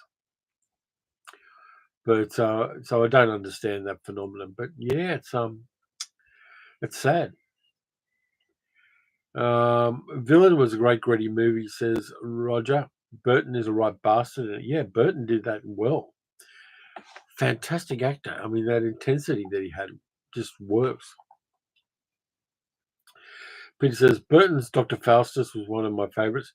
Liz is in it as Helen of Troy, and she does not have a single line. Well, it's easy to remember. Dealey says lauded as Hellraisers, which is media speak for noisy drunk. Yeah, there are actually a couple of books about them called Hellraisers, which is all about those over the top hell raising English actors, and overwhelmingly it was male actors. There were women who had alcohol problems in British cinema, like Rachel Roberts, for instance. But it's never not a sad story. There just so much talent literally pissed away. Yeah, it's not good. And hopefully there's better pathways for actors who have the same demons these days. Doesn't always happen that way, but you'd hope there was more assistance available. Dick says villain turns up regularly on UK movie channel Talking Pictures TV. Not surprised it's a good film. I've got the debut movie poster of it. Fairly sure I've got a copy of it as well. But villain works. I mean, gritty and tough. It's one of those 1970s English crime things, which was kind of went over from TV and cinema. So you got villain. You also got Long Good Friday and things like that. But then you got the professionals, you got the Sweeney, all of that kind of stuff. It just works. And that austerity of 1970s Britain shines through. Zammy Adams says Richard Burton in Eccles was an amazing film. Yeah, the guy could hold you in the palm of his hand when he was acting, and that just works. Um, Being of Welsh heritage, of course, I'm proud of him. Also, he's a distant cousin of my mother's, so there's that. Roger says a lot of UK church shows love booking Ollie Reed, hoping he'd be pissed, and they love showing him up. I know Parkinson interviewed Oliver Reed, and he actually went to the heart of it and said, "Why do you do this to yourself? You really need to stop this." And Oliver Reed was mugging him, being over the top drunk and hiding behind the booze. If you can find that interview, it really was a salient point of comes in drunk to a talk show and gets compassion from the host. Robert says, I was so angry when Amy Winehouse died. So much life and talent, such a waste. Yeah, and not the kind of care that she needed. Peter says, when they were making Where Eagles Dare, Burton would often turn up and said drunk. If he turned up at all, I do like him as an actor, yeah. And Carol says, Talking Pictures have been showing Dixon of Dock Green and now moved on to Z Cars. Bit of a difference, yeah. Dixon of Dock Green was just so carefully polite. And then Z Cars was a much more grounded version of police procedurals. Wasn't Brian Blessed in Z Cars for a while? D. Lee says, one of Alan Moore's League of Extraordinary Gentlemen books has Burton's character and villain hiring Jack Carter from Get Carter for a job. Yeah, Vic Dakin hiring Jack Carter, I remember that. League of Extraordinary Gentlemen graphic novels are fantastic fun because every panel has tons of references and there are annotations you can look up online for that. Dixon, oldest copper at 87. Well, they're trying to get an American president at 78, so why not? Evil Pixie says there's a story about Reed Harrison and O'Toole going out drinking, then going to watch a show. They sit down mid-performance, and O'Toole says, "This is a good bit. This is a good bit. It's where I come on." Oh shit! Yeah, O'Toole did that. He actually went and sat down in the audience of a play he was supposed to be in. Yeah, it's so sad they fucked themselves up so much. And imagine what would have happened had they not. Imagine the roles they could have done. Ramsar said, I watched A Long Good Friday for the first time a couple of months ago. An excellent English crime mobster. Great twist. The mobster thought he was tough until, yeah. And the best bit is the ending, where Harold's sitting in the back of the car with Pierce Brosnan in the front. And there's no dialogue as they're driving through the streets of London. And you can tell everything his character is thinking and him coming to terms with certain things. Bob Hoskins' physical acting in that scene is some of the best in cinema. It's just all there. You just got to watch it. Fantastic stuff. Roger says, I love Get Carter, but I hate the ending. Yeah, weird thing about Get Carter for me is Michael Caine's supposed to be this tough guy, but he's got no muscle tone. All the tough guys I've ever met, and to be honest with you, in my past, I haven't met a number of them. They were all well fit. And Michael Caine wasn't.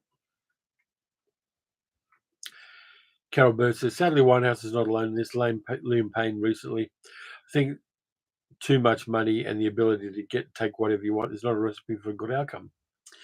Yeah, absolutely not. My theory about particularly billionaires is it's a mental illness to be a billionaire because nobody says no to you and everybody wants something from you. And it steers you into weird headspace that nobody else has. And so every brain fart you have becomes a Sermon on the Mount to a certain audience. Musk is like that. Bezos is like that. So many other people who are very wealthy. We've got Gina Reinhardt here in Australia. It's a mental illness, and it's not a recipe for a successful future for the human race to have these people with so much power and influence. Todd says, hey, Terry, had a brainstorm Strange Days the other day. Maybe it's time to revisit the concept. Isn't that what Elon Musk is trying to do with Neuralink? It's a horrible thought. Elon Musk in control of a technology that allows you to record and experience human life. Brian, Canadian $5. Thank you. I liked the video last week where you drove to the movies. It was fun to go on the ride. Have a treat on me. Thank you, Brian. I appreciate that. There will be more driving videos in future. Lots of them, in fact. I've got so many places around here I want to go to. One of the ones I want to do, Brian, I'll give you the preview of that. I'm going to get up at 3 a.m. and drive through the inner city streets of Melbourne and the city of Melbourne and talk while I'm doing that. So I'm looking forward to doing that one. I just got to work out when I want to do it because I don't want to get caught in traffic. So I'm going to do it at 3 a.m. where you got all the city lights showing. But I appreciate that. Thank you very much, Brian. Carol says, so sad really that all the money they could not do so much good. They just crap it all away and ruin themselves. Just why? Because they can. It's like, Chinatown nailed it, where Jake Giddens says to Noah Cross, what can you buy that you can't buy already? What can you have that you don't already have? And Noah Cross says to him, the future, Mr. Gitz. And that's what these people want. They want to nail down the future. And every billionaire who has these stupid ideas and messes with a decent platform like Twitter, they want the future. They want to have statues of themselves on the day they die. That's what they want. Ramsar says, another great English crime thriller is Sexy Beast. Yeah, Ray Winston, Ben Kingsley is great now. Ian McShane, absolutely. D. Lee says Ben Elton's Australian set novel Stark from the 80s seems to have anticipated billionaires ruining their planet while building spaceships to leave. Yeah, and also Gina Reinhardt's father, Lang Hancock, was a mining billionaire who, in the 1960s, had this idea of poisoning indigenous people so you could have their land. In the 1960s, just these people are not to be respected, not to be idolized.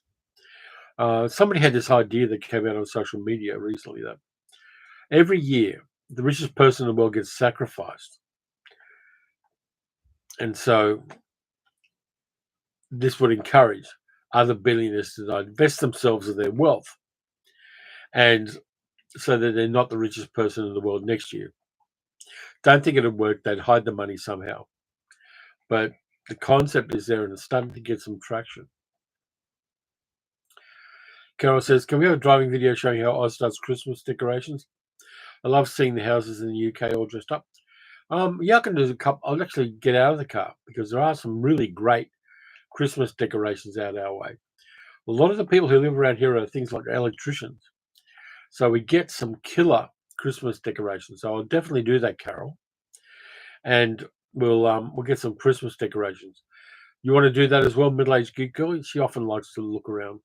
And our local papers, which are now online, of course, tell us which houses have the best Christmas decorations. But we'll do that. Should have done it for Halloween because we've got a couple of Halloween decorations around that we missed this year.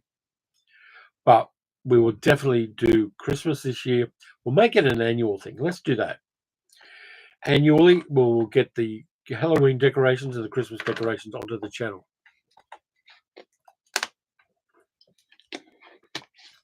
Because, I mean, I love talking about movies and all that. But movies aren't the only thing I do. So doing the drives and doing other things like that. I've got my new camera, which I'm still paying off, which will help with that. It's a camera I've been using for most of my other videos at the moment. But this is like the perfect vlogging camera. And it's an Osmo Pocket 3 by DJI, which looks like that. And then you flip the screen.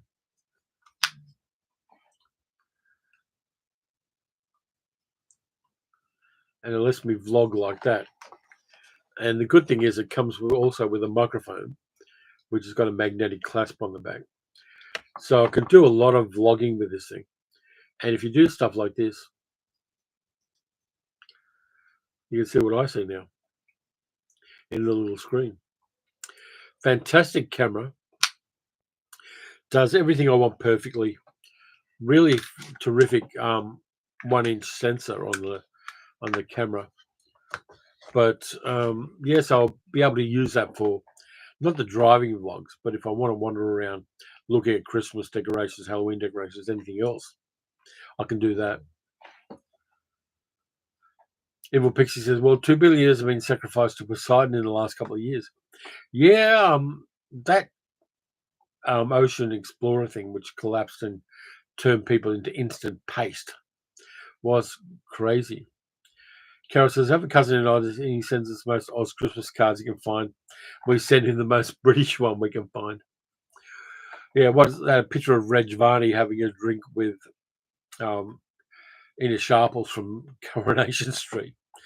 Middle-aged geek girl says, I can type again. I had sleeping Luna on my chest, and then she decided to eat my hands. Yep, Luna will jump on both of our chests and snuggle in and go to sleep while we're on the computers. Dick says, are you doing a Christmas reading this year like I did with the Die Hard children's book? I was thinking of doing that, Dick, but I don't know. I've got to find something that I want to read. I'm open for suggestions, and I will do something. I have got something I'm going to give away on the channel as a gift to people, which is a little bit odd, but I'm doing that. Best Christmas movie, Scrooge with Alice says, Sim, Die Hard. Die Hard, A Very Harold and Kumar Christmas, Krampus. They're mine. Yep. So, yeah, I'll do a reading if I can find something to read. But it's hard to find something that isn't kind of sweet and sickly and too kiddie friendly for me, but we'll see. What's TMBC, Middle Aged Geek Girl? The Nightmare Before Christmas. That's not a book. Oh, okay. Yeah, that's your favorite Christmas movie. Shop Around the Corner. Yeah, okay, that explains it. Yeah, so we'll do something for the holiday season. Last year I got to see Die Hard on the big screen for Christmas, which was fun. Zombie Adam said, I watched Whistle and I'll Come to You the other day. Have I seen it? Really eerie film that stays with you. I love it. Whistle and I'll Come for You. Give me a moment. I've got to Google that.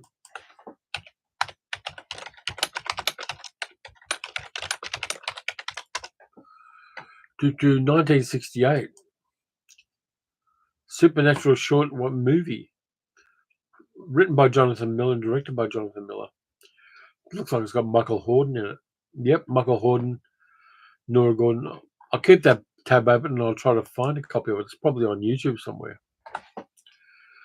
Muppet Christmas Carol for me, says Carol. Middle-aged Geek Girl says, Terry and I were tossing about the idea of doing a joint channel next year, but we aren't sure about it. Yeah, we're going to try to work out the logistics of that and finding a way. What we're thinking of doing is randomly picking a suburb in Melbourne and just going for a walk around it and talking about it.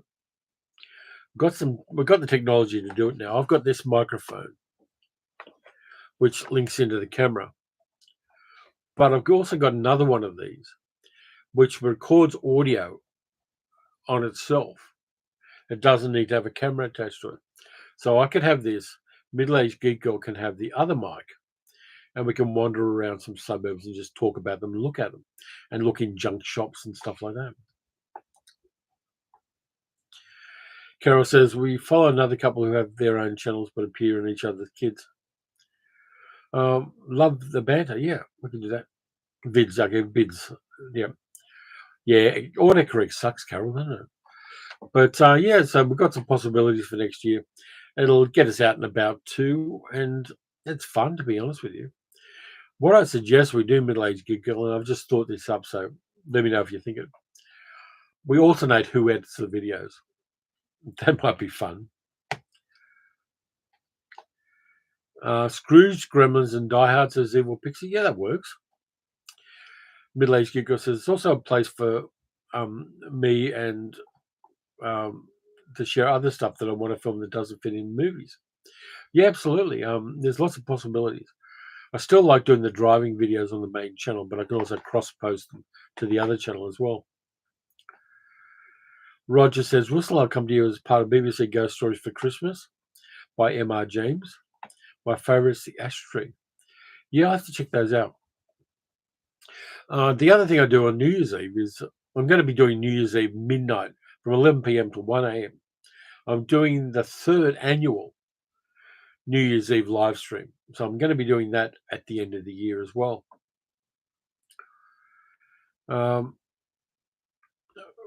Whistle is great, but I meant to say A Warning for the Curious, which is on YouTube, an excellent film.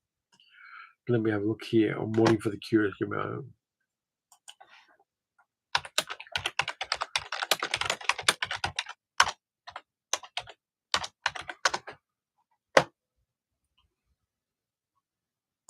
Cool. I got that one tabbed as well. Carol says, Halloween fell on school holidays here in Kent. We had over 150 kids knock on our door.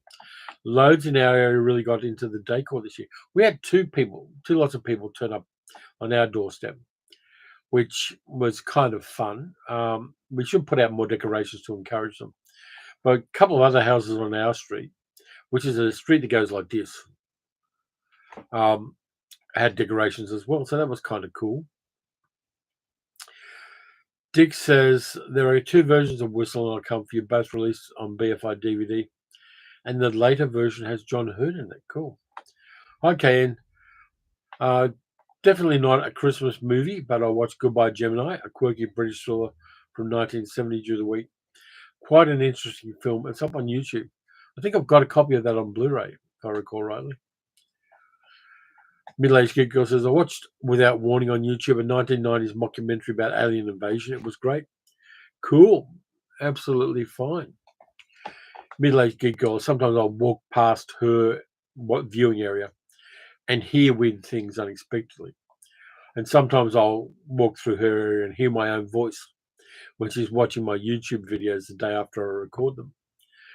So that happens around our place, where you can walk into a room and hear your own voice. Something that maybe only YouTubers really experience, but it can be a bit disconcerting at times. By the way, Halloween film coincided here in our very multicultural area with the Hindu festival of Diwali. So we've got Halloween and Diwali both on the same day. And that hit really big with the South Asian community. We always get something big for Diwali. There's an enormous fair turns up at President's Park. So it's interesting when different cultures collide and still get embraced. I think that's a lot of fun. Did get there's a little bit of a blowback from certain strict Christians about Halloween, but it's fun and spooky and kids love it. So just let them have that. Carol says it did in the UK as well. Loads of fireworks. Yeah, we had fireworks here. They freak out the cats and middle-aged geek girl a bit. But I was talking about that, and I think fireworks are eventually going to go out and be replaced with drone displays with music attached, because drone displays are getting to be much more interesting and nuanced than fireworks are. Middle-aged geek girl says every day is Halloween in our house. Middle-aged geek girl, could you get me the skull that we got? Because I might show that on the stream. Carol says we still have Guy Fawkes night on Tuesday here. Do you still have fireworks?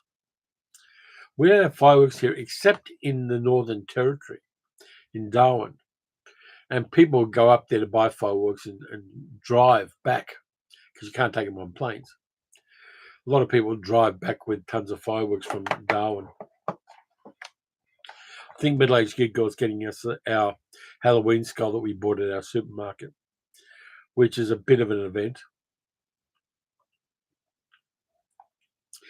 But yeah, we used to have the Cracker Night, which was our fireworks. Here it comes. If they can't see that, bring it here. Here you go.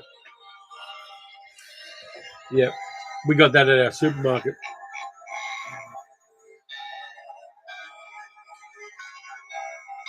Hi, Dividing Dragon.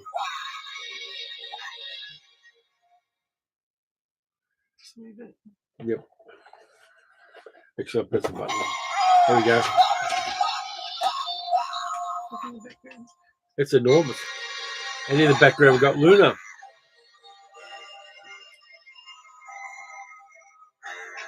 I guess enough of that. Turn it off. Hey, Luna. There's Luna. Hey, Luna. Luna sits up on that box often, and sometimes behind it, so the background ripples sometimes. I can't be leaving. Okay, thanks for that, bub. There's middle-aged girl. Say hi. Where's the camera? There's the camera. Yeah. Hi, Franny. How you doing? Yep. Yeah. So Roger says, past 4 years we had a new Christmas ghost story kept alive by actor and horror enthusiast Mark Gatiss. Cool. Yeah, Mark Gatiss does some great things, including some documentaries. Carol says, yep, 5th of November is Guy Fawkes Bonfire Night Fireworks Night in the UK. Despite the cost, people still go nuts with the fireworks. Yeah, I wish I did. Some people get illegal fireworks, so New Year's Eve we get a lot of fireworks going off in the neighbourhood. We make sure the cats are inside and secure, but they tend to hide under our bed. Our bed is the disaster area for cats. If somebody they don't know comes in the house or anything else, they hide under our bed because they know it's safe.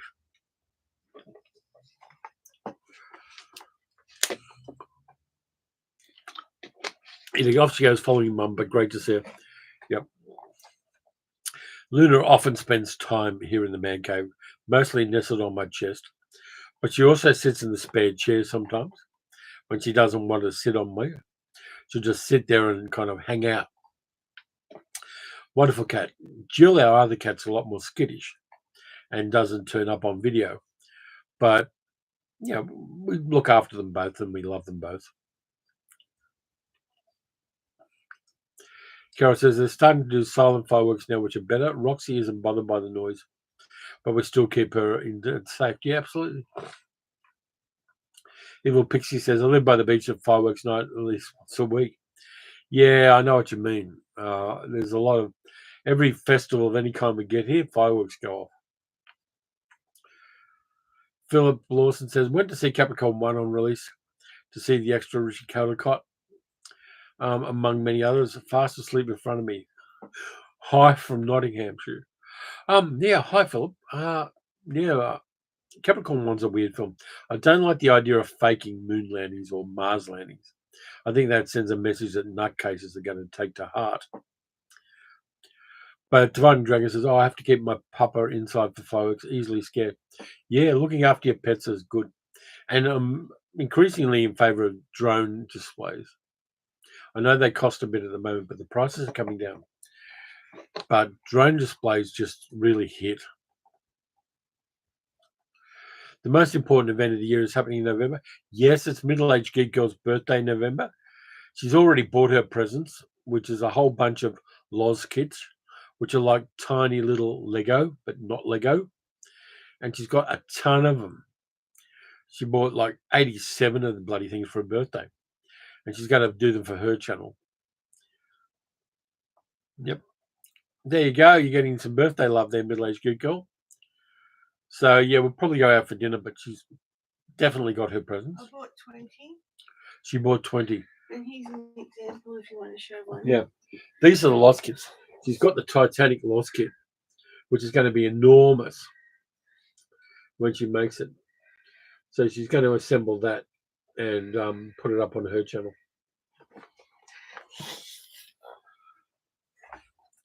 Yeah, Capricorn 1 had O.J. Simpson in it, which some people find off-putting. Yeah, I much preferred him in the Naked Gun movies where he got beaten up. Hey, Divining Dragon, would like the channel. I have movie knowledge to rival yours. Oh, do I? I'm not rivaling anybody. Cooperating, working in parallel, I don't compete with anybody because apart from anything else, it's not a headspace I want to get into. But I'll have to check out your channel, Divining Dragon. Thanks. Let's see. Happy birthday when it arrives, says Dick. Friday says, I'm good. Recovering from the Halloween party. Picked up a Blu-ray of Cocoon. Important since you can't stream it. And introduced my friends to the Amiga Man. Next year, you can do The Last Man on Earth, which is the better version of the Amiga Man with Vincent Price. Carol says, my birthday is next month, as my name suggests. Cool. Yeah, that'd be a rotten time to have your birthday. I mean, mine's in April. April's a good time to have your birthday because sometimes the Easter holidays coincide with it, which was good when I was working. And also, you get leftover Easter eggs. Divine Dragon said, I wish I had a channel. I'm just a pest that shows up on live stream. Look, you're not a pest. You're welcome here. Please don't think you're a pest at all. Noel Clooney says, don't try to launch that Titanic kit. I foresee disaster. The disaster is going to be middle-aged Geek Girl yelling in frustration as she tries to assemble the kit. Because any kit she gets, that's what happens. There's a lot of swearing, a lot of conniptions, and then she does it. So that happens a fair bit. Boomer Doug says, Dividing Dragon is a legend. Cool. Welcome aboard. One of these days I'll take some travel from Texas to down under. There's so much to see. Don't you know that Texas is down under? We're not. Middle-aged Geek Girl said, and we had my grandfather's funeral on my birthday. Yes, we did. We had her grandfather's funeral on my birthday. And all of the family came up and apologized to me, which was totally unnecessary. Carol says, day before Christmas, get loads of combined presents as a kid. My birthday's always spent doing Christmas prep, but I love it. A lot of people don't, but if you've kind of got used to it by now, I suppose it's okay. Friday says, January birthday, rubbish presents, everyone's broke. Or as a kid, it was board games with missing pieces from January sales. Yeah, that sucks a lot. And also, the weather's pretty shit there in January. Here, it's wonderful. Christmas and barbecues just kick ass. They are the best barbecues.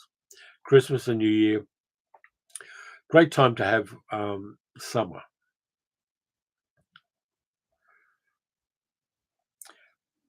which I never understood living anywhere where it snows and you can die by going outside. It always seemed a weird choice to me. Evil Pixie says the first movie about the Titanic was released 28 days after the sinking. Oddly enough, and this is transgressive as shit, the best version of Titanic was made in 1943 by the Germans during World War II. Special effects kick ass. It's just a good adaptation of the Titanic.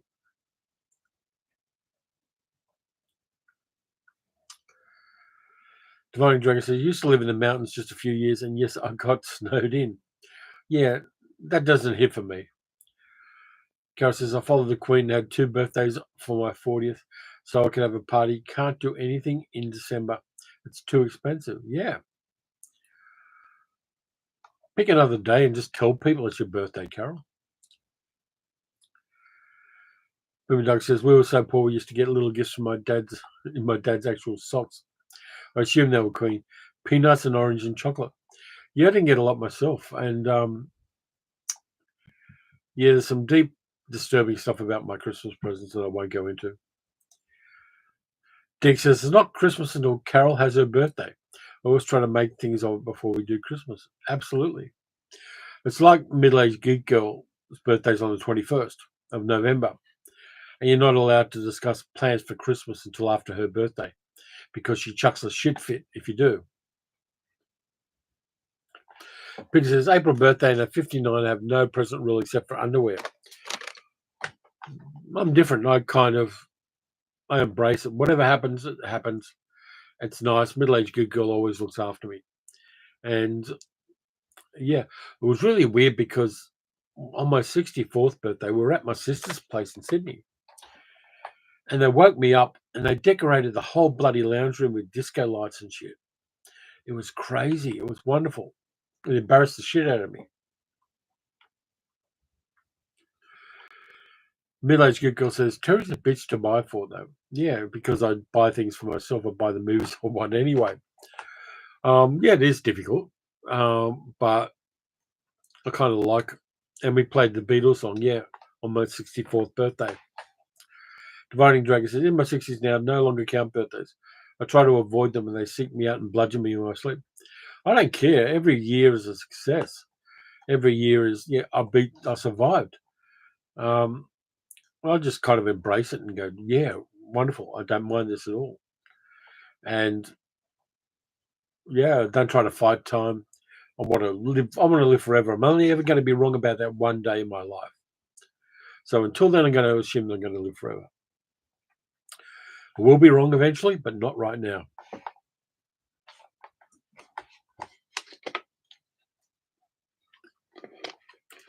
So, any last minute things people want to say, because it is heading towards the 1 hour mark, and I'm going to sign off a little bit after that. Roger says, we do Christmas lists and check them twice on a bit of a Sherlock Holmes theme this year. That's cool. Dividing Dragon says, I'm going to nick that saying, please do. I don't mind. Well, technically, you would live forever. You're forever, says Carol. Yeah, absolutely. It's not done yet. Please hit the like button. It helps out the algorithm. Philip says, I'm 70 on the 21st of November. You got the same birthday as Sal. Happy birthday for that, Philip. And I hope you have a lot more. Brian says, I don't care for cold here in Canada, but my ancestors settled here in the 1700s. They made a bad decision. They should have come to Australia. Kayan says, I'm a day older than Mag. Another great live stream. Thank you, Evil Pixie. You should watch the earlier part of the live stream if you can too, Pixie. Another great night with Terry and Sally. Yep, I got the morning sunlight in my face. So, yeah, so that's it for this time around. Thanks a lot for this. And usual things, like, subscribe, hit the notification bell. If you came in late on the live stream, there's some cool stuff in the early part. So please feel free to watch it, leave a comment, do all the usual jazz, and Luna, of course. But yeah, this one's great. I loved it, and I got through a lot of stuff. So I'm going to end it here. We're going off for coffee and probably a muffin down by the waterfront on the marina. So until next time, watch some good movies, watch some bad movies. And thanks for the live stream. I'll catch you later.